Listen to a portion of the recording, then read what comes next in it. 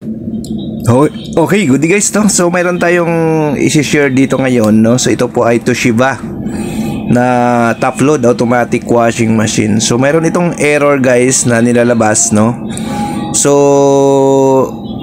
bigyan ko lang kayo ng tips kung anong problema, no, kapag nagkaroon ng error ang isang Toshiba automatic washing machine. So ito po ay ang error niya guys is E74, no? Antayin natin lumabas. Yan guys, oh.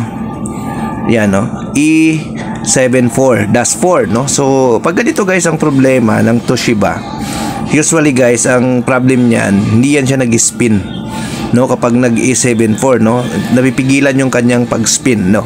So yan minsan pwede yan i-reset, no? Pwede nyo siya guys i-reset. Ang pag-reset niyan pindutin nyo lang yung preset, set at saka course, no? Sabay-sabay nyo siyang pindutin. Pag on nyo, pindutin nyo yung preset, set, course, sabay-sabay para matanggal yung E74. Pero babalik nang babalik yan habang hindi nyo na-fix yung unit. So ang naging cause niyan guys kadalasan, yung E74 niyan ay yung gearbox niya naglalak, hindi siya nag-spin.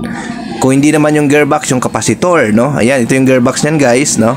So ang pagpalit ng gearbox niyan guys, dapat Toshiba, no? Kasi mayroong sensor yan sa gearbox, no? Hindi pwedeng universal dyan.